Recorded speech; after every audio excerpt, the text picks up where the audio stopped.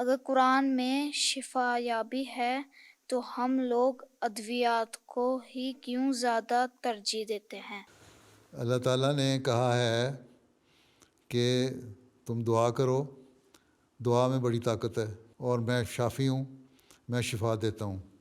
تو اللہ تعالیٰ نے جب یہ کہہ دیا میں شافی ہوں، میں شفا دیتا ہوں، تو پھر تمہیں کیا ضرورت ہے کسی چیز کی؟ نہ دوائیاں استعمال کرو۔ لیکن اللہ تعالیٰ نے ساتھ یہ بھی کہا ہے، یہ بھی شریعت کا اور دین کا حکم ہے کہ اللہ تعالیٰ نے جو ذرائع بنائے ہیں، جو چیزیں پیدا کی ہیں کسی کام کے لیے، ان کو استعمال کرو۔ تو اللہ تعالیٰ قرآن شریف میں کہتا ہے کہ میں تمہیں رزق دیتا ہوں، ٹھیک ہے؟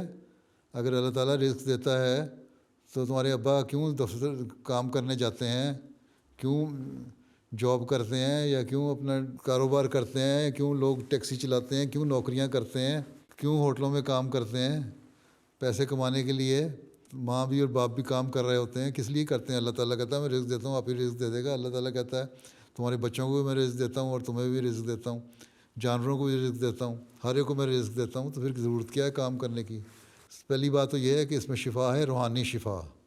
اللہ تعالیٰ کہتا ہے کہ میری باتوں پہ عمل کرو، اس کتاب میں جو میرے حکم ہیں ان پہ عمل کرو، میری عبادت کرو، اور جو میں نے حکم دیے ہیں ان پہ عمل کرو، میرے بندوں کے حق ادا کرو، تو روحانی طور پر تم صحت مند ہو جاؤ گے، اور تم ایک اچھے انسان بن جاؤ گے، اور تم وہ انسان بن جاؤ گے جس کو اللہ تعالیٰ پھر جنت میں لے کے جاتا ہے۔ پہلی مراد تو یہ ہے شفا سے، روحانی شفا۔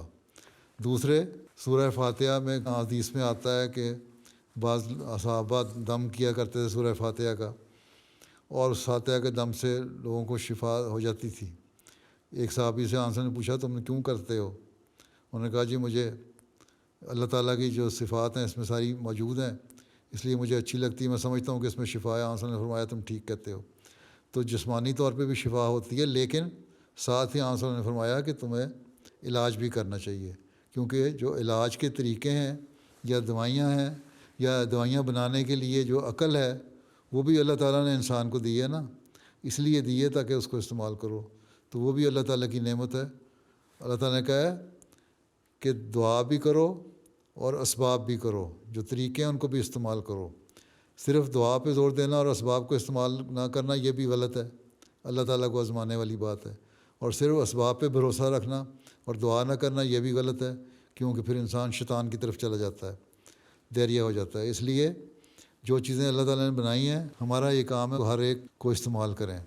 تو پہلی بات تو یہ ہے کہ قرآن کریم شفا ہے روحانیت کی، صحت کے لیے، تمہیں نیکیوں کی طرف لے جانے کے لیے، اور تم جب شفا پا جاؤ گے، صحت مند ہو جاؤ گے اللہ تعالیٰ کی باتیں سن کے، تو پھر تم جنت میں جانے والے ہو گے۔ جیسے کہ پہلے میں نے مثال دی تھی نا، جہنم بھی ایک ہسپتال ہے جہاں علاج ہوتا ہے، سزائیں ملتی ہیں اور پھر واپس چلا جاتا ہے، یا جیل ہے جس میں کچھ سزا کاٹ کے چلا جاتا ہے، پھر جہنم میں جاؤ گے، تم صحت مند ہو تم سیدھے جنت میں جاؤ گے، جہنم میں تمہارے علاج کی ضرورت نہیں پڑے گی، ٹھیک۔ اور اس کے علاوہ جسمانی طور پہ بھی شفا دعاؤں سے ہے، لیکن ساتھ ہی اللہ میاں کہتا ہے اسباب بھی استعمال کرو، ٹھیک ہے۔ ٹھیک ہے جی، جزاک اللہ۔